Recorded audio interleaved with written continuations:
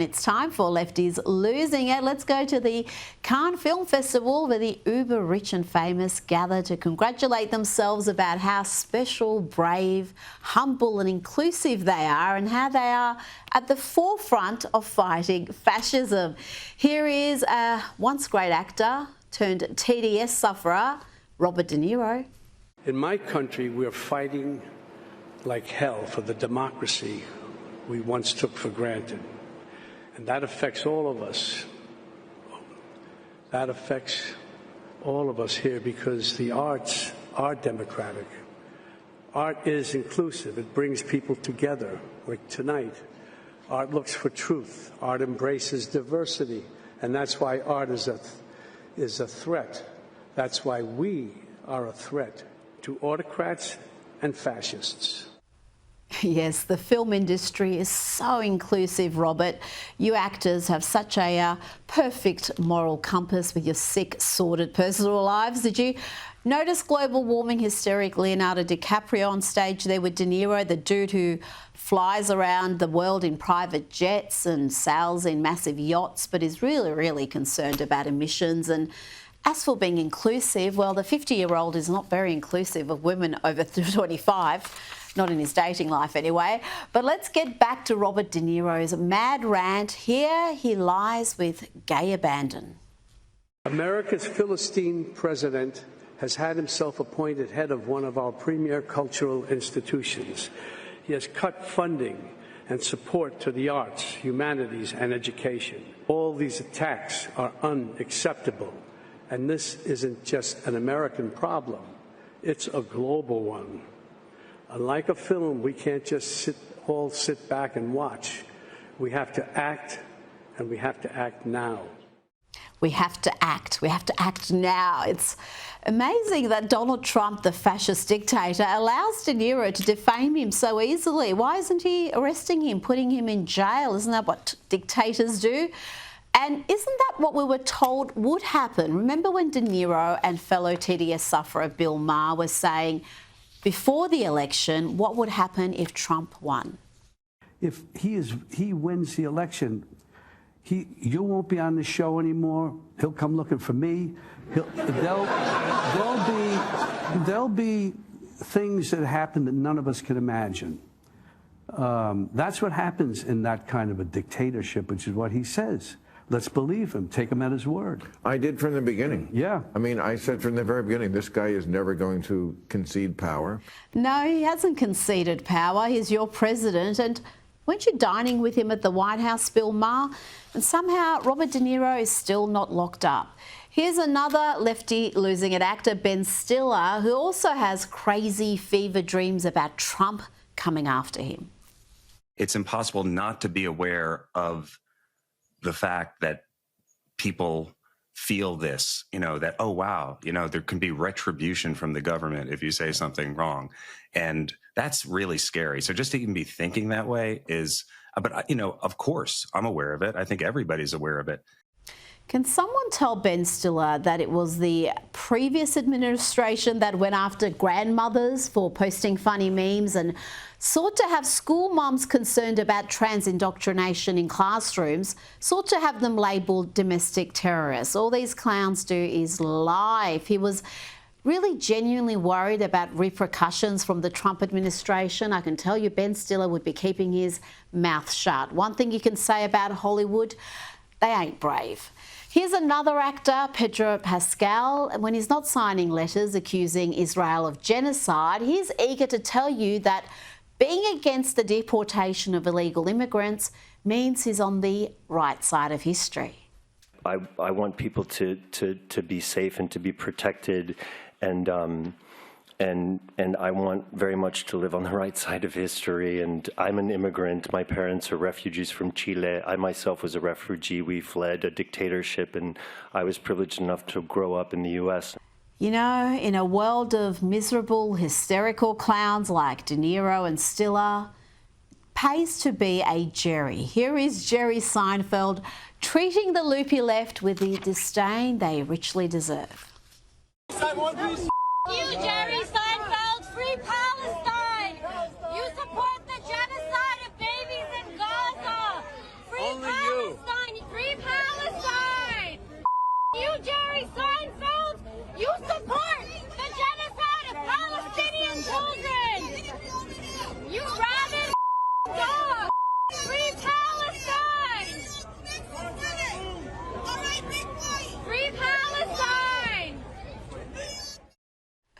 I love the kid blowing a kiss there at the end.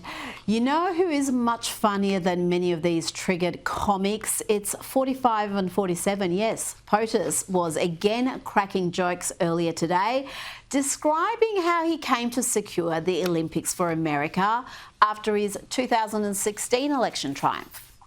When I spoke to this gentleman, who was obviously Scandinavian, seriously Scandinavian, and very nice, I couldn't get him off the phone because he was so starved for love. He just kept, I must have had him for 2 hours. I couldn't. I said, sir, I have to go. I'm president-elect. Yes. All I said to him, yes, yes, yes, we will take good care. They wanted to know that if they choose us for the Olympics, will we treat them nicely? And I said, we're going to treat you like so well, like you've never been treated. But it didn't stop at the Olympics. Trump also secured the World Cup for America, and because of the 2020 election shenanigans, he'll be president when both events take place. And we got the World Cup. I got them both, and I said, man, I won't be president. I won't be. I got the Olympics and the World Cup, and I won't be president. And they're going to forget that I got them. Nobody's going to mention it because, you know, a little bit that's the way life is. And then they rigged the election. And then I said, you know what I'll do? I'll run again, and I'll shove it up their ass. I then realized, I said, you know what? I got the Olympics, I got the World Cup, and I got the 250th. Look at the way this works out. So if they would have left us alone and wouldn't have cheated on the election and wouldn't have rigged it, I would have been retired right now. I would have been happily doing something else. And instead, they have me for 4 more years. Can you believe it? Joining me now is comedian and host of Primetime with Alex Stein on Blaze TV, Alex Stein himself. Let's start with the curious timing of former President Joe Biden's cancer diagnosis, and there have been no shortage of experts coming out to dispute the claims that the cancer was discovered just in recent days. I'm a prostate cancer patient. I'm on the board of the Prostate Cancer Foundation. I know a lot about this illness. I've treated it for 40 years. And when I saw them say, hey, we found a nodule, already my spidey sense was up because we really don't do the digital rectal exam anymore. We follow the PSA. And we found this nodule and, oh my goodness, he's got metastatic disease. I thought, no, it does not pass the sniff test. If indeed he was diagnosed, say, a couple of years ago, and he has metastatic disease, he would be subjected to something called androgen deprivation therapy. That's the treatment for his condition. And they're trying to avoid saying that he's been on that for a while because some of the common side effects include muscular wasting and muscular instability and falls and cognitive slowing and fatigue. We've seen that evolve over the last 2 years. And so my suspicion is he's been on androgen deprivation therapy, and they've known about this for a long time. Alex, are we really to believe that the President of the United States was not having regular checkups, regular blood tests, and they discovered this cancer at this late stage?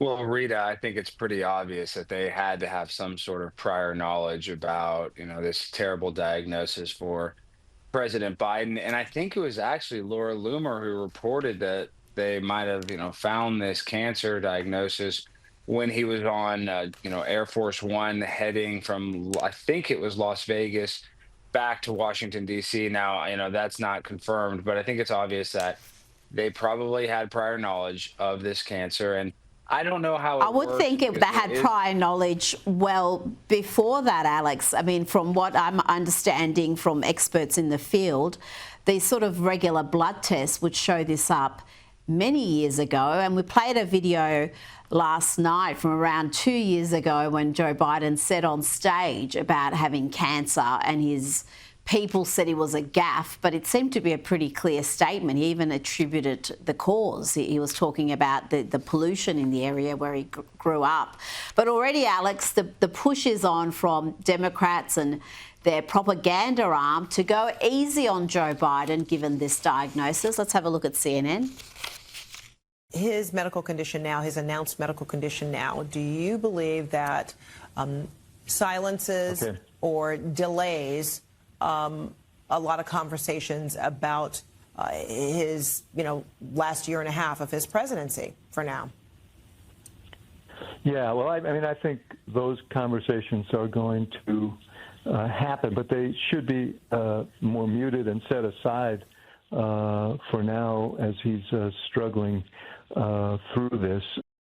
Alex, do you agree that conversations about Biden's cognitive issues should be muted now? Well, I think we should have these tough conversations, but Rita, the real elephant in the room is I wouldn't have been surprised if they didn't want, something tragic to happen to Joe Biden, so they could have put Kamala Harris in. I think it is very weird, that they were talking about this 2 years ago, and that now they magically bring it up. So I think we just need to talk about the presidency honestly about what he just did for the past 4 years, but also be respectful of this horrible thing that's happening to him. So it's a delicate tightrope to walk, but I think we can walk it, and we should be able to criticize his presidency while also being empathetic to this horrible diagnosis. Now, let's have a look at this character. This is Dr. Kevin O'Connor, Joe Biden's White House physician. He repeatedly declared the president was fit and well, mentally and physically fit to serve. He probably has some questions to answer there, Alex, but what of the decisions that Joe Biden made when he was cognitively unsound, perhaps depleted even further due to intensive treatments? In his final days, we know he pardoned a bunch of people, including his son Hunter and Dr. Anthony Fauci. The head of the Justice Department's weaponization working group, Ed Martin, posted this. He said, the integrity of the American pardon system requires that we examine the Biden pardons and who did what. We will get to the bottom of it. Count on us. Are those pardons in peril now, Alex? Well, from the research that I've done, it's very hard to overturn a pardon, but they had an auto pin presidency. Joe Biden was not in control. They had his signature. They had the ability to put it on any sort of document or any sort of pardon that they wanted. So will we get any retribution? I highly doubt it. But some of the judges that were getting kickbacks and putting juveniles in prison, those judges, those corrupt judges, should have never been pardoned. So it's a horrible injustice of what they did with the pardon system. And the bizarre Hunter Biden pardon, which went into the future dates, I mean, that was something that Biden pledged he would not do, and he did it. Now, I want to play you a clip of a female soccer star. I've got to say, I've never heard of this character before. Her name is Ashlyn Harris, and apparently she is an exceptional person. Just ask her. Know what it's like to live at the top, and the air is very thin, and I choose to be exceptional every single day. Like, it is literally a choice. Like, I wake up and I'm like, I don't know what it's like just to choose to be average. Like, I don't with average people. They make me uncomfortable. I don't like to be in the same rooms, in the same spaces. I think like it's contagious. Wow. Alex, I thought that was satire, but apparently it's serious. What else can you tell me about this woman? Because I'm suddenly fascinated. She seems to be just cringe on steroids. No, she's a genius. No, hey, listen, if you're not on her level, if you're not 100%, any amateurs around me, Rita, I agree, get out of here. I don't like to interact with anybody unless they're a millionaire. So no, she's on the right. Everything that she's doing is exactly correct. If you're not a millionaire, if you're not grinding every single day, you're not my friend. So I like where her head is at. I'm going to go follow her right now, Rita. We need more people that are more cutthroat like that. That's a problem in America. We're all too soft. We need some more vicious killers like Ashlyn. Well, yeah, a goalkeeper, but apparently she is just one of the most exceptional people in the country, and I can see why you like her. She's kind of got that same shtick you do, but you do it as satire. She's doing it seriously, Alex. I've got to say, I'm a little bit concerned.